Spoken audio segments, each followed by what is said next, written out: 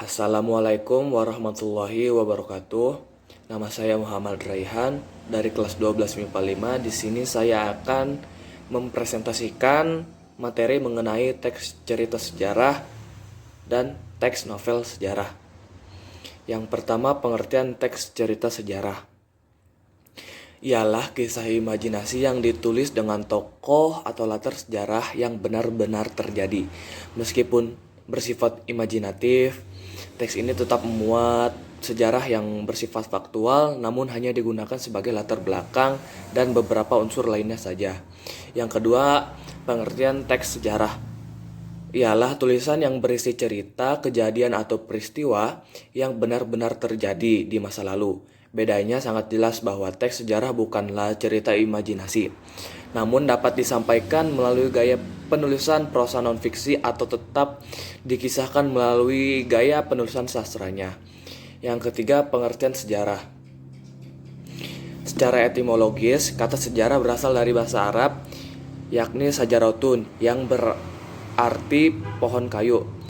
Makna pohon yang dimaksud adalah mengacu pada menggambarkan pohon yang tumbuh dari tanah ke atas, bercabang, menumbuhkan dahan, daun hingga bunga, dan bahkan buahnya.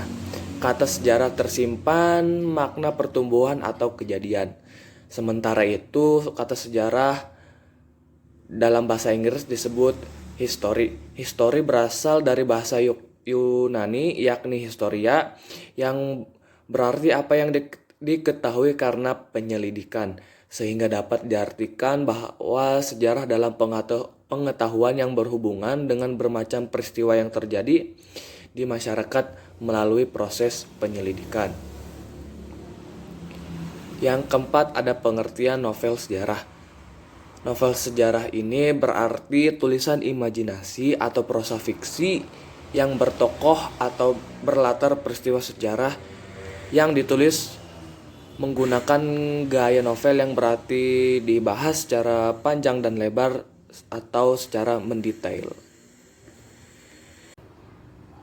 B. Perbedaan teks sejarah dan teks novel sejarah. Yang pertama, teks sejarah. Pertama, dituntut untuk menyajikan hal-hal faktual yang benar-benar dan pernah terjadi. Yang kedua, sejarawan wajib menyampaikan sesuatu sebagaimana adanya sesuai dengan realita, tidak boleh direka atau ditambah-tambahkan. Yang ketiga, hubungan antara fakta dengan satu yang lainnya perlu direkonstruksi, setidaknya melibatkan topografis atau kronologinya. Yang keempat, sejarawan harus bisa membuktikan bahwa yang dibawakan pada masa kini dapat dilacakkan eksistensinya di masa lalu. Sejarawan terikat pada fakta mengenai apa, siapa, kapan, dan di mana. Yang kelima, pelaku-pelaku, hubungan antar pelaku. Kemudian novel sejarah. Yang pertama, bebas untuk menggambarkan sesuatu yang tidak pernah ada. Novelis bebas sepenuhnya dalam menciptakan sesuai dengan imajinasinya mengenai apa, kapan, siapa, dan di mananya, namun tetap memiliki keterkaitan dengan situasi antar tokoh sejarah. Yang ketiga, imajinasi dan kemampuan menciptakan pengaranglah yang mewujudkan cerita sebagai suatu koherensi yang memiliki hubungan dengan situasi sejarah. Yang keempat, tidak terikat pada fakta sejarah sepenuhnya, terutama bagi mengenai siapa, kapan, dan di mana.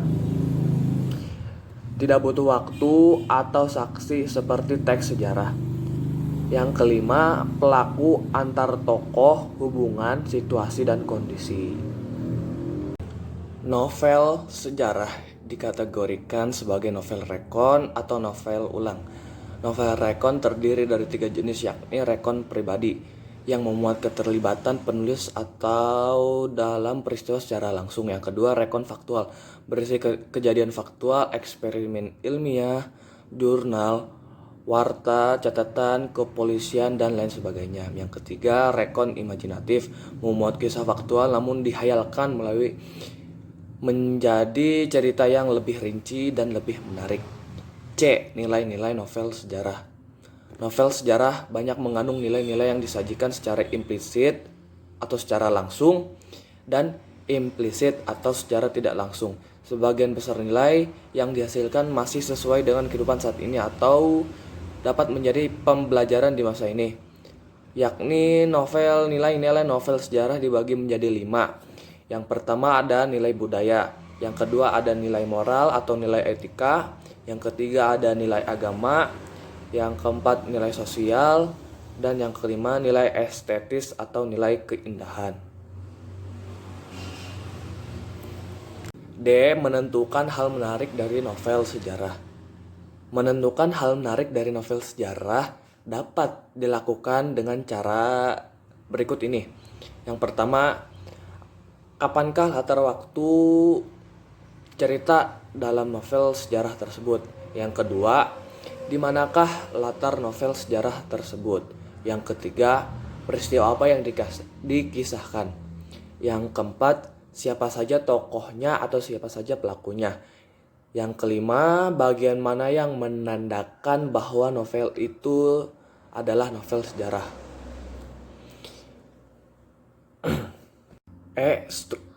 Struktur teks cerita sejarah dibagi menjadi 6. Yang pertama itu pengenalan situasi cerita atau yang biasa disebut orientasi. Pada bagian ini penulis mulai memperkenalkan latar belakang baik waktu, tempat, maupun lokasi awal mula kejadian atau peristiwa. Tokoh dan hubungan antar tokoh juga dimulai diperkenalkan dengan cara yang sesuai dengan kebutuhannya. Yang kedua, mengungkapkan peristiwa.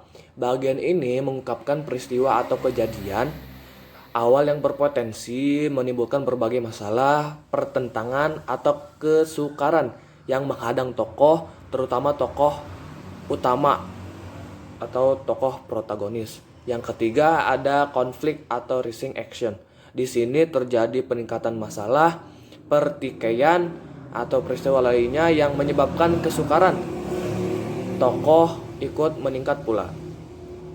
Yang keempat, ada puncak konflik atau biasa disebut komplikasi.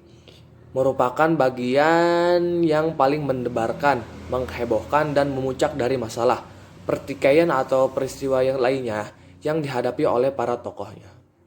Yang kelima, ada penyelesaian atau biasa disebut resolusi.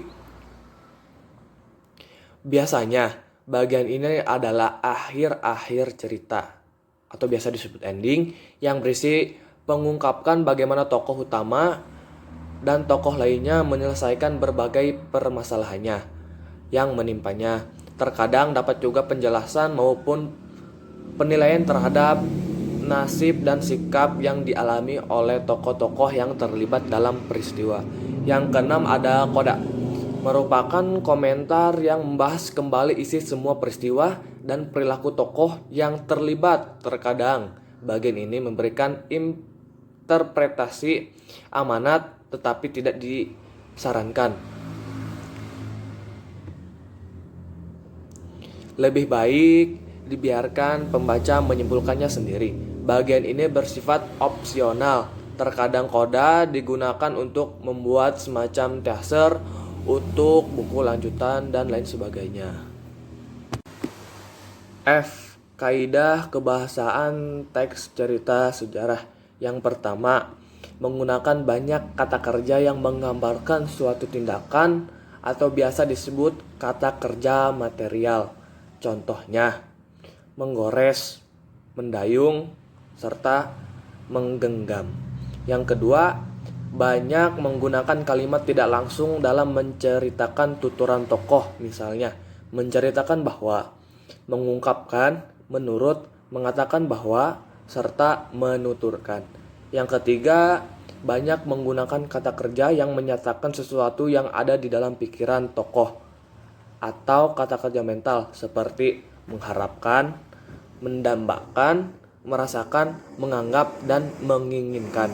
Yang keempat, menggunakan banyak dialog atau percakapan langsung antar tokoh.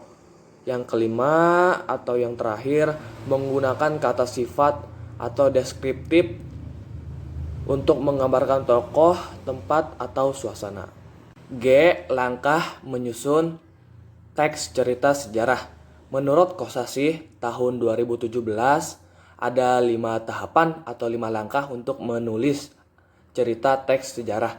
Yang pertama, menentukan tema, yakni sejarah apa yang akan digunakan sebagai latar dan penyokong utama dari teks cerita sejarah. Yang kedua, buat kerangka sejarah terlebih dahulu dan dapat disusun dengan secara kronologis, sebab akibat, tindakan tokoh, urutan tepat, dan rentetan peristiwa. Yang ketiga, cari literatur, sumber sejarah, buku, dan media yang relevan lainnya untuk mengumpulkan fakta-fakta sejarah. Yang keempat, kembangkan menjadi teks sejarah terlebih dahulu jika diperlukan. Kemudian, tuangkan sejarah tersebut dalam cerita sejarah yang diinginkan sesuai dengan imajinasi. Yang kelima, cermati kembali teks cerita sejarah yang disusun, baik itu struktur, isi, ataupun kaidah kebahasaannya. Mungkin itu saja pemaparan materi mengenai teks cerita sejarah serta novel sejarah. Kurang lebihnya mohon maaf. Wassalamualaikum warahmatullahi wabarakatuh.